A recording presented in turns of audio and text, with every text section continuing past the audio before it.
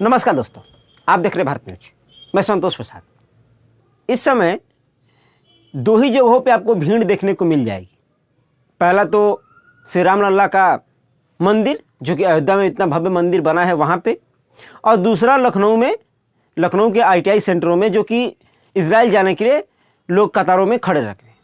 मतलब कि अब दो ही जगह बची हुई है जहाँ पे लोग पूरी कतार में खड़े रख रहे हैं।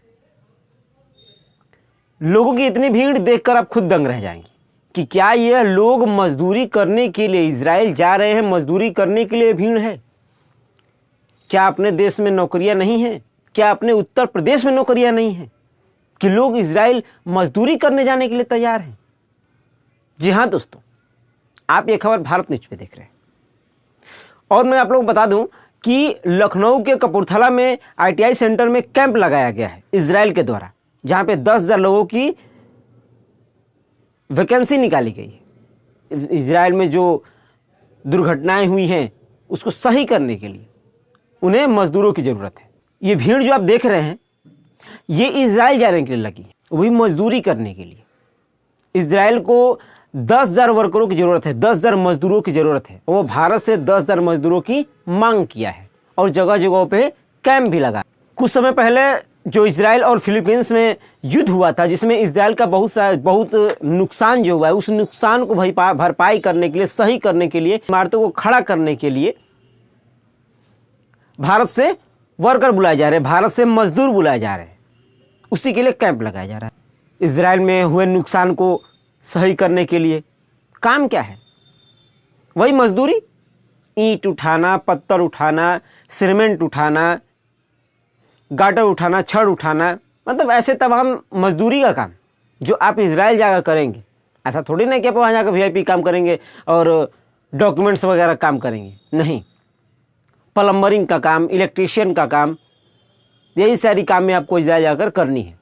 यानी कि साफ तौर पर अगर मोटी भाषा में हम कहें तो मजदूरी का काम, जो कि अब अपने देश में नहीं बची। अब आप इतने से अंदाज़ा लगा सकते हैं कि जो ये कतार में लोग खड़े हुए हैं, जो लाइन लगा खड़े हुए हैं, तो अपने भारत में, अपने उत्तर प्रदेश में नौकरियां की कितनी किल्लत है कि लोग इजराइल मजदूर बनने के लिए भी तैयार हो गए। लोगों का कहना है कि भारत में भूखे मरने से तो अच्छा है कि हम इजराइल जाकर मर जाएं।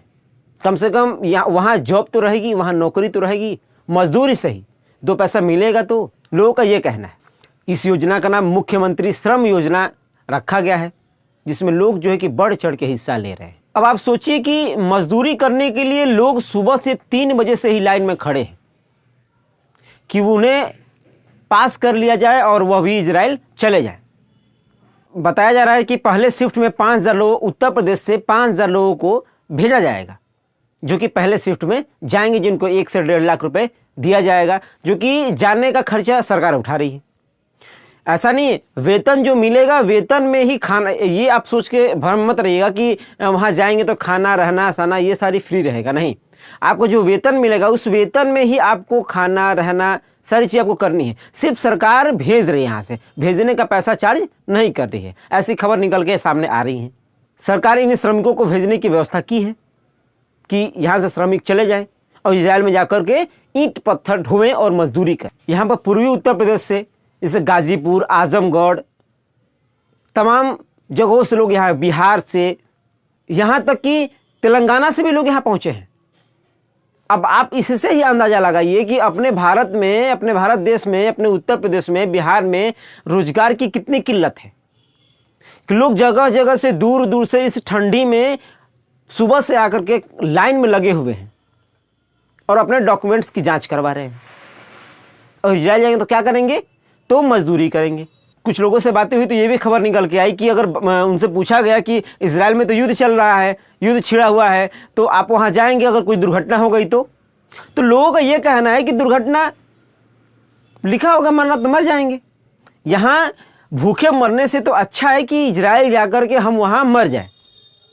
यहाँ बेरोजगार रहने से तो यही ना अच्छा है कि कम से कम वहाँ जा करके ये तो रहे कि मेरे पास रोजगार है, हम रोजगार में हैं। अगर बच जाएंगे तो 2 पैसा कमा लेंगे, नहीं बचेंगे तो बस जैसे कट रहा है। लेकिन आप खुद अंदाजा लगाइए कि इतने हमारे देश में, इतने बड़े भारत देश में मजदूरी करने के लिए भी जगह नहीं बची। इतना बड़ा हमारा भारत देश है जहाँ पे लोगों को मजदूरी करने के लिए भी जगह नहीं मिल रही है कि वह मजदूरी करे। इसी से आप बेरोजगारी का अंदाज़ा लगा सकते। लोगों की तमाम तरह की बयानबाजियाँ भी आ रही हैं कि मंदिर बन गया, भव्य उद्घाटन हो गया, अब रोजगार पे भी ध्यान देना चाहिए।